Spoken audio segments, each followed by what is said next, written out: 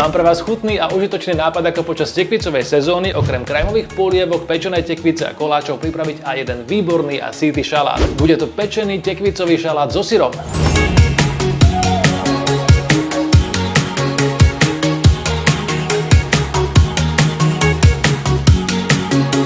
Toto je prvý z videoreceptov, ktorý tvorím v čerstvej spolupráci s plnochutnými potravinami Jeme, z čoho mám obrovskú radosť, lebo aj táto tekvica je z Jeme, celkom presne od slovenského farmára.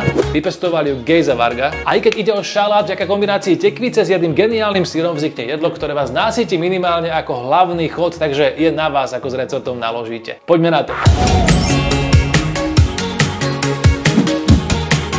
Na prípravu pečeného tekvicového šalátu so syrom potrebujeme jednu menšiu tekvicu Hokkaido po očistení ideálne s hmotnosťou okolo 900 g.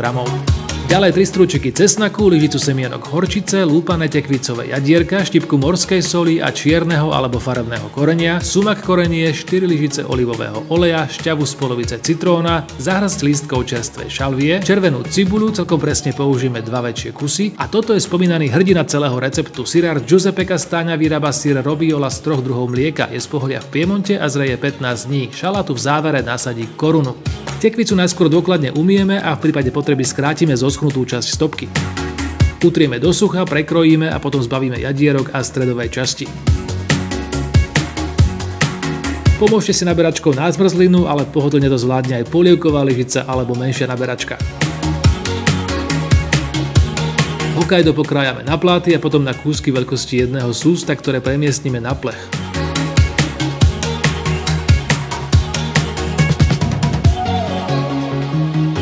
Cibuľu stačí pokrájať na hrubšie pláty, ktoré čiastočne rozoberieme a pridáme k tekvici.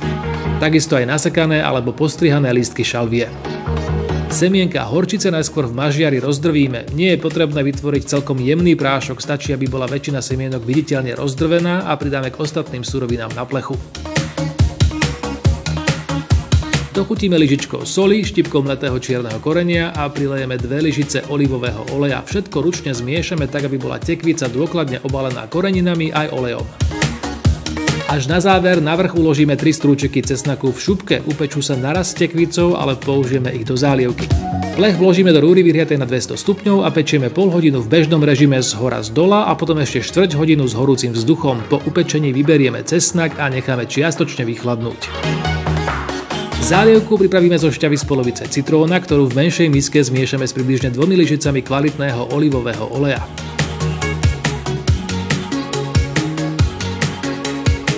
Upečené a čiastočne vychladnuté strúčiky cesnaku jednoducho vytlačíme zo šupky priamo do misky, dochutíme štipkou soli a dôkladne vyšľaháme metličkou. Upečený a čiastočne vychladnutý obsah plechu naservírujeme na spoločnú misu alebo jednotlivé taniere. A potom pridáme aj syr Robiola, ktorý stačí nakrájať alebo natrhať na väčšie nepravidelné kusy a uložiť na upečenú tekvicu. Práve tento lahodný syr s krémovou chuťou je v spojení s pečenou aromatickou tekvicou zárukou veľmi chutného zážitku. Porcie doplníme ešte tekvicovými jadierkami, štedro pokvapkáme zálievkou s pečeným cesnakom a doplníme sumak korením.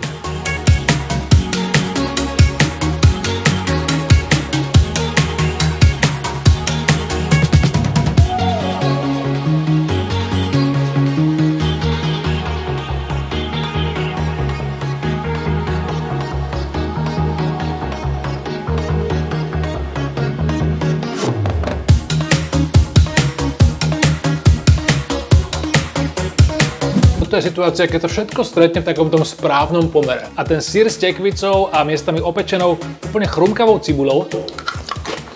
Neviem, či to počujete. Skrátka servírujte s mierou, inak sa prejete.